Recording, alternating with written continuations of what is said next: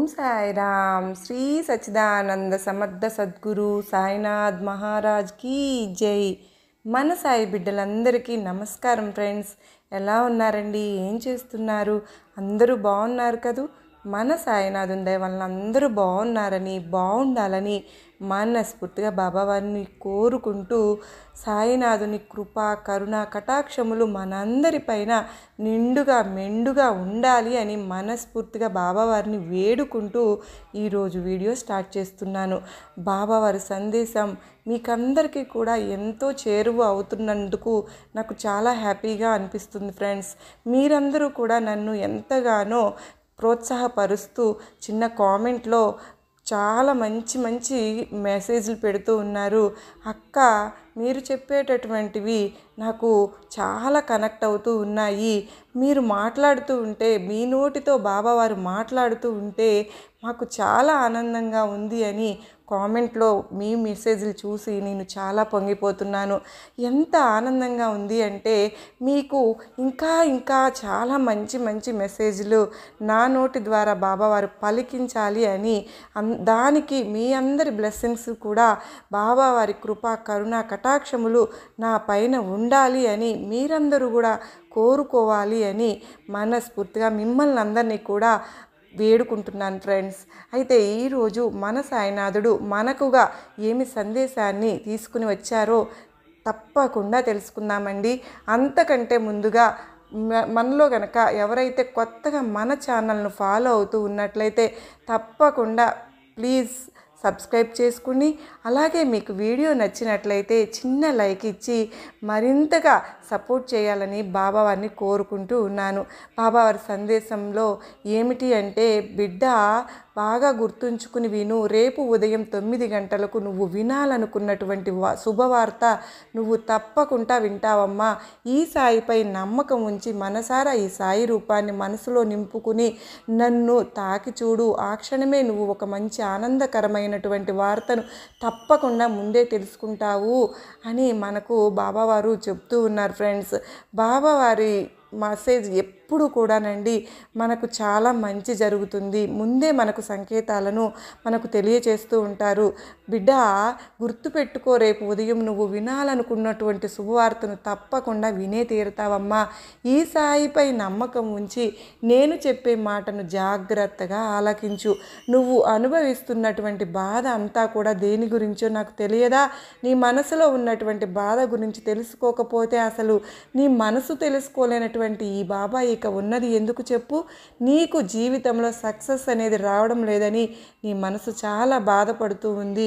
నువ్వు ఎదుర్కొంటున్నటువంటి ప్రతి సంఘటన నీకంతా కూడా జీవితంలో విరక్తి కలిగించే విధంగా కొన్ని సంఘటనలు ఎదురయ్యాయి. నేను ఒప్పుకుంటున్నాను, ఉన్నాను. కానీ నీకు ఒక మాట చెప్తూ ఉన్నాను, జాగ్రత్తగా ఆలగించు. ఎవరికైనా సరే సక్సెస్ అనేది ఊరికే రాదు. కన్నీళ్లు పెట్టుకుంటూ ఉంటారు కూడా. కన్నీళ్లు పెట్టుకుని కష్టాలను జాగ్రత్తగా ఎదుర్కోవాలి. ఎన్నో బాధలు ఉంటాయి, వాటన్నిటినీ కూడా తట్టుకోవాలి. మనసుకు గాయం అవుతూ ఉంటుంది. కొంతమంది మాటలకు గుండెలు ముక్కలు ముక్కలు అయిపోయేటటువంటి క్షణాలు ఎదురవుతాయి.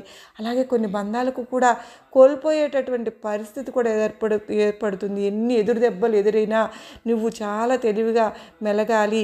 నీకు ఉండేటటువంటి మంచి కొన్ని మాటలు గుణపాఠాలు జీవితంలో తప్పకుండా నేర్చుకోవాలి. తప్పులను సరిదిద్దుకోవాలి. ప్రతి క్షణం నీతో నువ్వు యుద్ధం చేయాలి. అప్పుడే కదా విజయం నిన్ను వరిస్తుంది. ఆ విజయం నీకు ఎంతో ఆనందాన్ని కూడా ఇస్తుందమ్మా. నువ్వు చేసేంతంతా కూడా చాలా మంచిదే.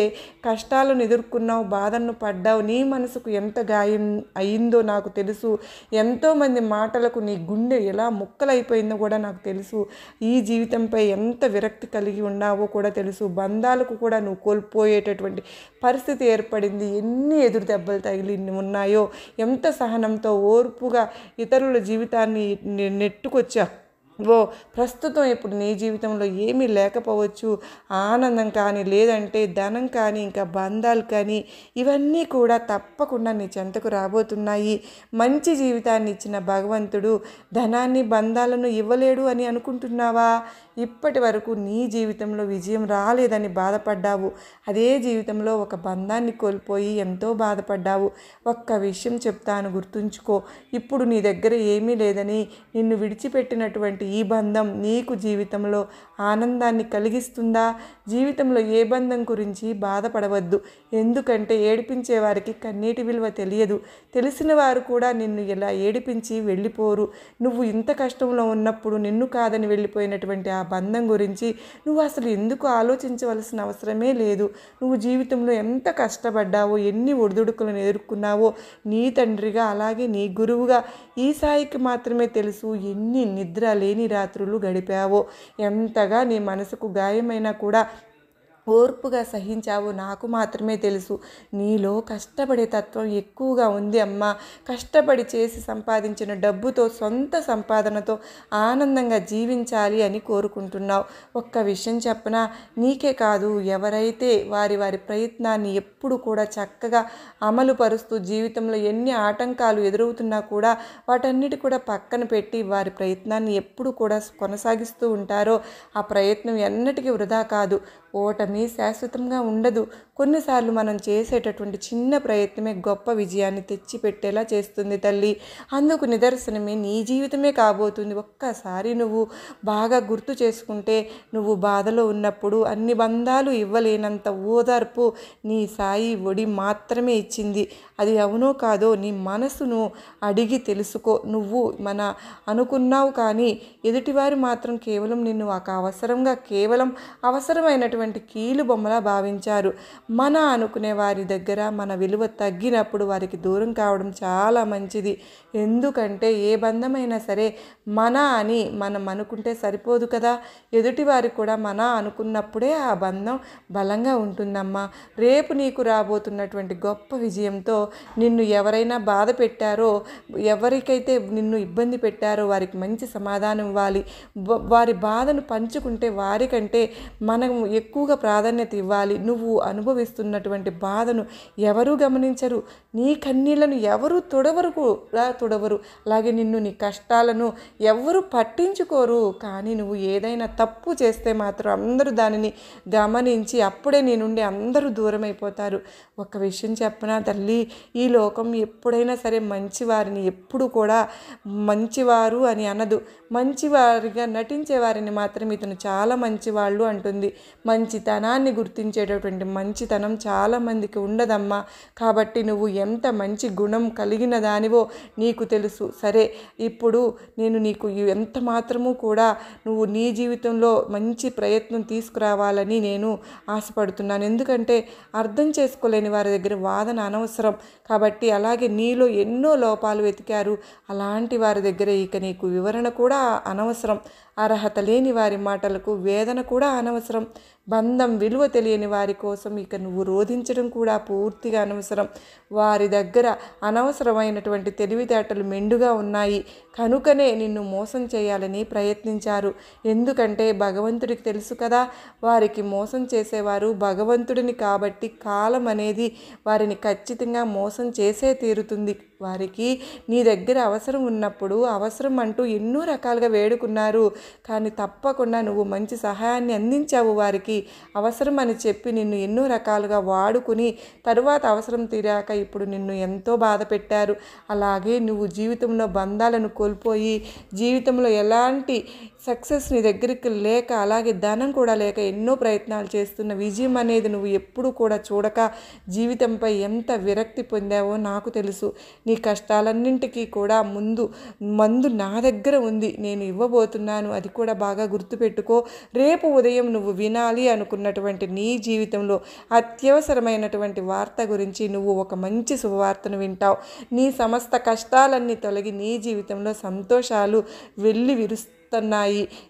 ఎవరికైనా సరే జీవితంలో ఏది ఎప్పుడు రావాలో అప్పుడే వస్తుందమ్మా అని మన పెద్దలు అంటారు కదా. మరి నీ జీవితంలో రేపటి రోజున గుర్తుండిపోయే విధంగా చేయబోతున్నాను.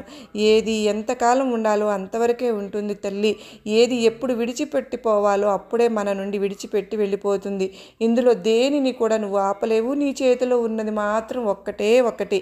ఉన్నంత వరకు నీతో ఉన్న వాటి విలువ తెలుసుకుని ఆనందంగా జీవిస్తూ ఉండడమే. నీలాగా ఎందరో ఉంటారు. మన జీవితంలో ఎలాంటి సక్సెస్ను ఇప్పటివరకు చూడలేదు. అలాగే ఈ జీవితం ఇక వ్యర్థం అని చెప్పి భావిస్తూ ఉంటారు. నెగిటివ్ ఆలోచనలతో మనసును చిన్నాభిన్నం చేసుకుంటూ ఉంటారు. అనుకున్నది ఏమీ జరగట్లేదని లైఫ్ను ఎప్పుడూ కూడా తక్కువగా చూసుకోకూడదు. దేనికైనా కానీ సమయం రావాలి కదా. తెలుసు కదా, కొన్ని రోజులు చెడు జరిగినంత మాత్రాన ఆ సమయంలో మీరేమీ ఓడిపోయినట్లు కాదు అని గుర్తుంచుకో. ఆ సమయంలో నువ్వు మౌనంగా ఓర్పుగా ఉండు అని అర్థం చేసుకుంటూ మీకంటూ ఒక రోజు వస్తుంది. ఆ రోజు భగవంతుడు తప్పకుండా నీకు మంచి ఆనందాన్ని ప్రసాదిస్తాడు. నిన్ను ఈ లోకం ఎంత కిందకి లాగాలి అని అనుకున్నా కూడా నీ మంచి ప్రవర్తన, నీ నడవడిక, నువ్వు నమ్ముకున్నటువంటి నీ దైవం ఎప్పుడు కూడా నీ చెయ్యి విడిచిపెట్టడు. నన్ను ఎప్పుడూ సదా రక్షిస్తూ ఉంటాడు అని నువ్వు సత్యాన్ని తెలుసుకోవాలి. ఎప్పుడైతే ఎలా అయితే ధర్మం వైపు నిలబడినటువంటి నువ్వు ఇంకెంత ధైర్యంగా ఉండాలి చెప్పు. ఇలా జీవితాన్ని మధ్యలోనే ఆపివేయాలి అనే ఆలోచనల నుండి ఇప్పటికైనా బయటపడ్డావు అని అనుకుంటున్నాను. చూడు బంగారు తల్లి, భగవంతుడు నీకు కష్టాలను ఇచ్చేది నిన్ను బాధ పెట్టడానికి కాదమ్మా. ఎంతోమంది నీతో నిజాయితీగా ఉన్నారు, ఎంతమంది నీతో నటిస్తున్నారు అని తెలియజేయడానికే. నీకు మంచి భవిష్యత్తు రేపటి నుంచి ప్రారంభం కాబోతుంది. నీకు నా ఆశీర్వాదములు ఇస్తున్నాను తల్లి అని బాబావారు చెప్తూ ఉన్నారు ఫ్రెండ్స్. మరి ఈ వీడియో మీకు నమ్మకాన్ని, ధైర్యాన్ని కలిగించింది అని అనుకుంటున్నాను. నచ్చినట్లయితే మరికొంతమందికి షేర్ చేయండి. అలాగే మరో చక్కని బాబావారి సందేశంతో మీతో మరలా కలుసుకున్నంత వరకు అందరికీ ఓం సాయిరామ్. సర్వే జన సుఖినో భవంతు.